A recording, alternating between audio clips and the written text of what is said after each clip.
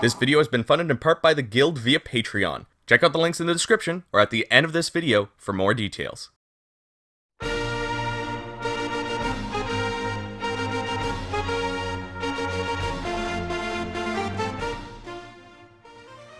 Hello everyone, my name is Gildart and welcome back to another pros vs cons review. When I put out the poll to see what this year's theme for Musou would be, I was so happy to see that collaborations and spin-offs won, because now I get to talk about one of my favorite Musou games ever. It's finally time to review a game that even non-Warriors fans talk about. The Legend of Zelda is an iconic franchise, even known by normies who haven't touched a game in their life. The first game was released on the NES in 1986 and has established itself as a mainstay Nintendo IP. Nearly every Nintendo console has some Zelda game released on it. The only console to miss out on a release is the Virtual Boy. Hyrule Warriors originally came out on the Wii U in the bygone era of 2014, but only about 5 people bought a Wii U. So when the Switch came out, Nintendo started porting over every single Wii U game they could to attempt to recoup the loss that they probably had. I was honestly surprised to see them port over Hyrule Warriors and include all the features from the 3DS release along with all the DLC intact. So unlike most reviews, I'm not going to discuss the Wii U and the 3DS release necessarily. This is partly because I don't have a 3DS capture device to get gameplay, and partly because I deleted my old Wii U save file to make room for Fatal Frame Maiden of the Black Water because the Wii U has as much memory as a 90-year-old with Alzheimer's. So I'm just going to be talking about the Switch release of Hyrule Warriors Definitive Edition. Plus, I believe you can take some parts of this review and use it to help your opinion if you're curious about the Wii U and 3DS versions. But if you're not sure about the differences between the Switch, the 3DS, and the Wii U, I will mention when there is something that is different. But before we get into that, don't forget to give this video a like, comment with your thoughts below, and of course subscribe if you haven't already. Every little thing helps this channel out. Anyways, no more stalling, it is time to find out if Hyrule Warriors on the Switch is truly the definitive way to play the game with the first Pro. I gotta say, for a Wii U port on Switch, this game looks really good. I know the Switch doesn't have the same graphical capabilities as the PS4 or an Xbox One, but it's still pretty impressive. Going from the Wii U to the Switch still has a bit of a boost, especially in frame rate. The environments look almost worthy of being on a PS4 or an Xbox One, especially the grass. When I first ran out into Hyrule Field in the first stage, even on the Wii U, it was incredible. I know with Berserk and the Band of the Hawk, I mentioned how playing the game gave me a wave of nostalgia I hadn't experienced for a while, but Hyrule Warriors gave me a wave of excitement that a Warriors game has never provided. Just the first scene when given control was almost the same level of excitement as starting your first big game like Oblivion or Skyrim. But this Pro isn't just about the graphics. The whole game looks good. Every character has been redesigned specifically for this game, and they all look good too. I love how you start the game with Link not wearing his usual green tunic. He is a warrior of Hyrule, not the hero of,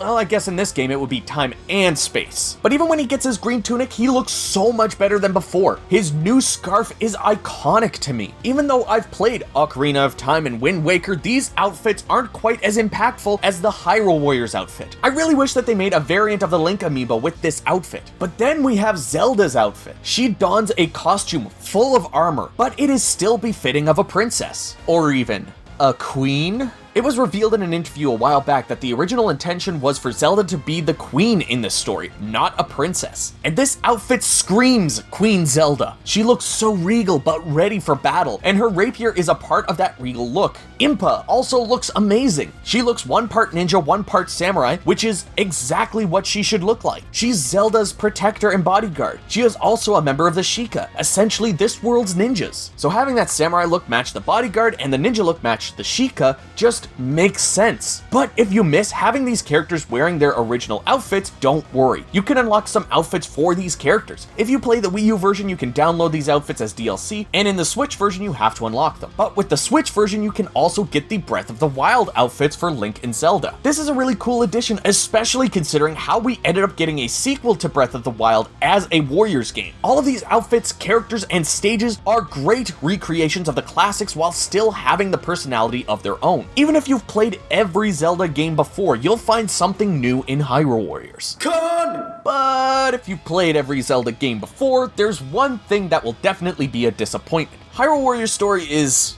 well, It's very mid. It's not bad or anything, but it doesn't really satisfy much. There are some spoilers coming up ahead, so skip to here if you don't want to hear anything. Just know that the story could have done a little bit more to immerse the player in its world, especially considering they took from some of the biggest games in the Zelda timeline. And this is probably what caused the issue. Mixing characters and worlds from multiple different iterations can get messy. Plus, giving all these characters some spotlight can take away from others that really deserve it. Like I said earlier, you start off playing as Link, who is a warrior of Hyrule. An army of darkness attacks Hyrule and steals Zelda. Impa and Link decide to work together to save her along with the newcomers Sheik and Lana. They eventually must split up and find themselves wandering through the different games. This is where you meet the other characters, Darunia and Ruto from the Ocarina of Time, Agatha and Midna from Twilight Princess, and Fi from Skyward Sword. You'll also fight against enemies like Zant and Girahim, as well as the main baddie of this game, Sia and her warriors Folga and Wizro. You eventually find out that Sia and Lana are one and the same. Sia was in charge of maintaining balance in the world. While watching over the various timelines, she started to fall in love with Link.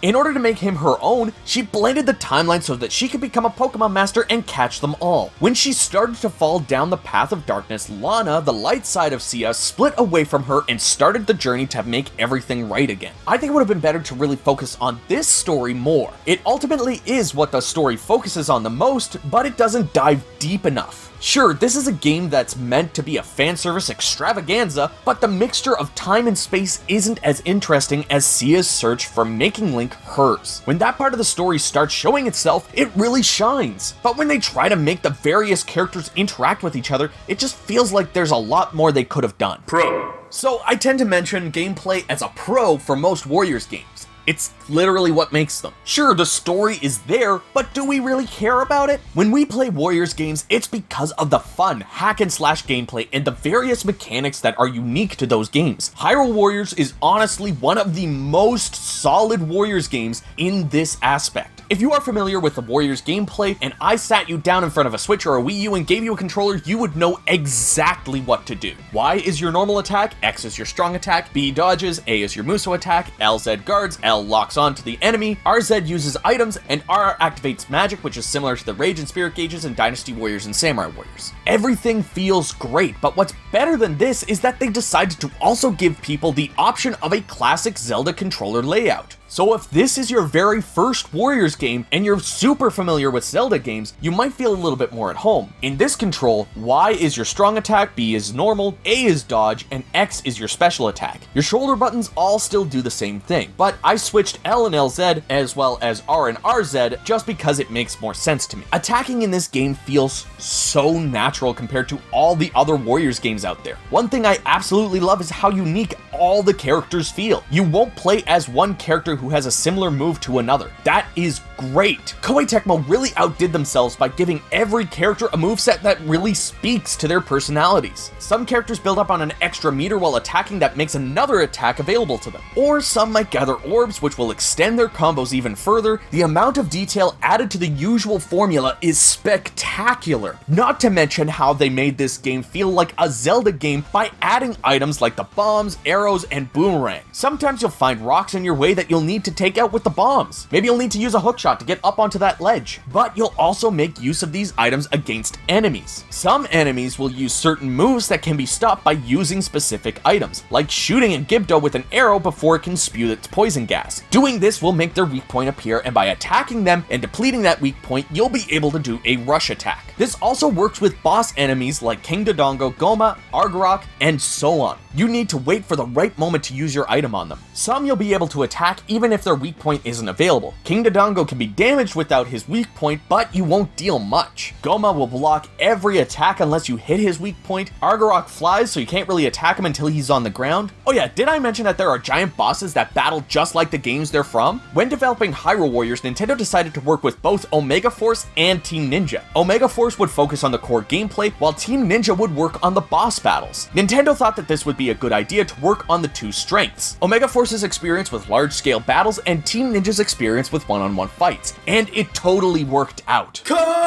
So this is something I'm not super surprised about, but like a lot of Warriors fans out there, I like to be able to understand what's going on in my Warriors games. I've complained several times about games not getting an English dub. Dynasty Warriors 8 Empire, Samurai Warriors 4, almost every single anime spin-off. It's been annoying to have to read everything while I'm fighting. At this point, I've just started ignoring what's happening on the battlefield and paying extra attention to the cutscenes and conversations. Well, Hyrule Warriors has literally absolutely no voice acting. I mean, there's grunts and that sort of stuff, but none of the lines are acted. Like, what the hell? It's really eerie to be playing a Warriors game and just hear, and that's it. Even during the cutscenes, the lips are moving, but nothing's happening. At least with a Japanese dub, it doesn't have this uncanny valley feeling to it. Like, not having an English dub is one thing, but not having a dub at all is another. It takes a lot of the emotion and spirit out of this game. This also doesn't help the story part of the conversation. Because of this, a lot of the characters just lack interest. The only voice we hear in the game is the narrator, which is in English. I'll give them that. But then that means that the Japanese players had to deal with reading while fighting. I can't imagine trying to decipher the Japanese characters while tearing apart the enemy army. I'm actually curious what the Japanese fans thought about this choice. I know they ultimately went with this decision because Zelda games just didn't have voice acting up to this point. Breath of the Wild was the first one. A game like this needs to have voice acting, especially on the battlefield. At least when there's Japanese voice acting, I know when someone is talking. Sometimes when I get lost in the battle, I can't differentiate when a battle message is appearing versus a character talking. So hearing someone's voice, even in Japanese, helps me know when I need to switch over to multitask mode. At least the Japanese fanbase had to deal with the same thing that we do with almost every release. Pro. I've sung my praises about the usual pros when it comes to a Warriors game. The graphics, the gameplay. Now it's time to take a look at all the little things that just make me happy. First thing I have to mention is the roster in this game. We started off with a relatively small roster of 13 characters in the base Wii U version. Then we got updates and DLC, which expanded the roster to a total of 30. 32 if you count Ganon and Giant Cuckoo, who are only playable in certain challenge mode stages. And the fact that these characters are all unique makes playing this game a hell of a lot of fun. And some characters have alternate weapons. Link has a bunch of different weapons, but so does Zelda, Impa, Lana, Ganon, Toon Link, and Linkle. With the definitive edition as well as Hyrule Warriors Legends on 3DS, you can bring in multiple characters into one stage and switch between them on the fly. This can be fun because you're not stuck with one character unless you want to be. Just like in some of the various Empires titles, you can command your other characters to go to different parts of the map. Protect a base or ally, defeat an enemy officer, take over an enemy base. This adds a lot more strategy into the game and provides an extra level of detail to later stages where you may need that extra helping hand. Speaking of which, you are definitely going to be taking advantage of that extra helping hand because there is just so much to do in this game. Between leveling up all the characters, replaying the story missions to get all the heart pieces and skulltulas, you'll also need to worry about adventure mode. This is where you're going to be spending the majority of your post-game time. There are 10 maps to go through. Each map is made up of a plethora of stages. Each stage has a reward for you. Some rewards are obtained by taking over a specific enemy base, some are simply by completing that stage, while others would be by getting an A rank. Some rewards are fairy companions or food to feed them, some rewards are heart pieces or containers, others are costumes and even weapons. You'll also need to worry about the skulltulas in some stages. The first skulltula will always be to get 1,000 kills, while the other may be a specific thing that you need to do before completing the first mission. But not all rewards are obtained right away. You must first search the map and use one of the various items to allow that reward to be unlocked. These items range from the compass, which shows you which block you need to use an item on, to the bombs, candles, and other items that you'll be using on those blocks. These items are another reward you'll get from some stages. You can, however, buy any items that you need, as long as you've previously unlocked that item before. Or you could just replay stages, which is what I'd recommend if you want to level up your characters. All maps have their own set of items to collect and use. Each map is also themed after different games. There's a Wind Waker map, and even a map themed around the Spirit Tracks and the Phantom Hourglass. You are bound to find a boatload of fan service sprinkled into the different adventure mode maps. For the classic map, if you're super familiar with the original Legend of Zelda on NES, it's likely that you won't even need the compass tool because you'll already know where to find all the secrets, because they are literally based off of that map. Like, holy sh**.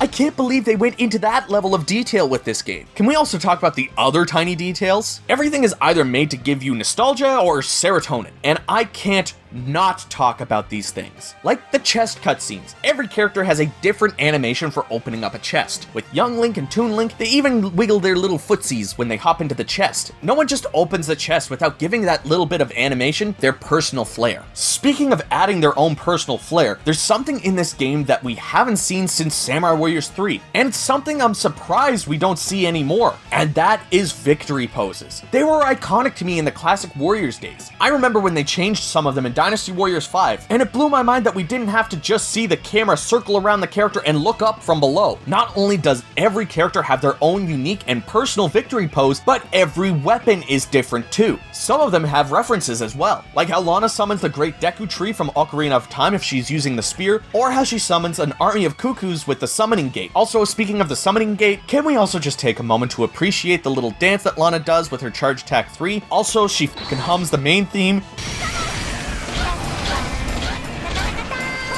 Instant serotonin right here. Finally, we have to talk about the soundtrack to this game because it is an absolute slapper. You've been hearing the music in the background, but I would seriously just have this game's soundtrack on in the background of my life. There are so many tracks from almost every Zelda game out there, completely recreated in the wonderful Musou butt rock style. I can't get enough of this music, god damn.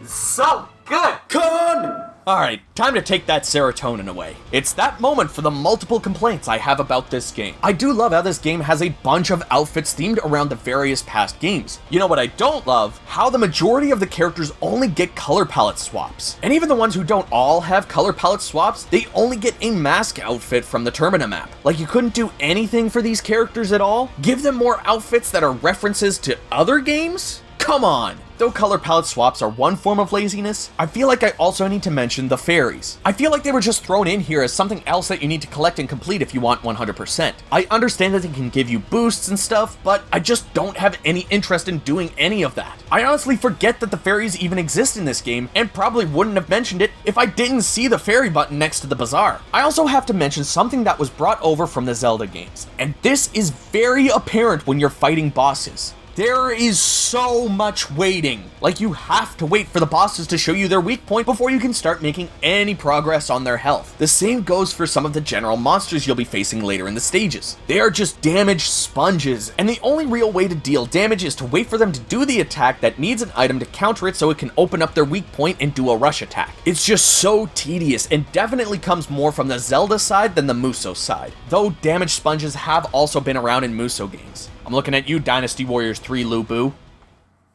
In the end, I had to dig deep on my cons for Hyrule Warriors. I know I didn't speak on the Wii U or the 3DS ports, but if I were to complain about anything for them that the Switch version doesn't have, it's the frame rate issues for both, as well as the overall performance on 3DS. Warriors games just weren't meant to be played on it, but Hyrule Warriors Definitive Edition on Switch is nearly perfect in every regard. I love how it looks, I love how it feels, how it sounds, how it tastes.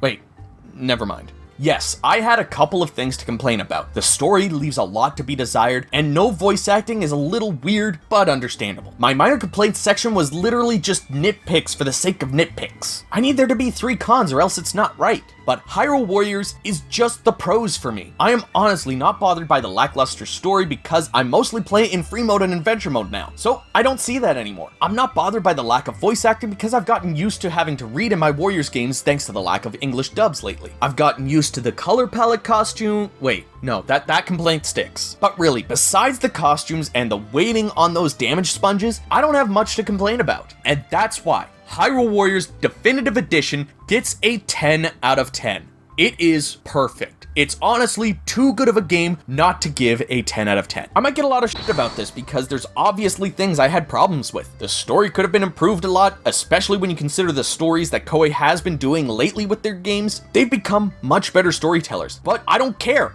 I really don't care that the story is super mid because there's just so much to do. This game provides the player with a near endless amount of post-game content. I wish I could have carried over my Wii U or 3DS save file to the Switch so I wouldn't have to replay all the things that I had to do. I know I complained about Dynasty Warriors 8 Extreme Legends Complete Edition's Platinum Trophy and how long it's taking me to get it, but that's nowhere near the level of devotion and time that Hyrule Warriors will take to fully complete. And you know what? That makes me so happy.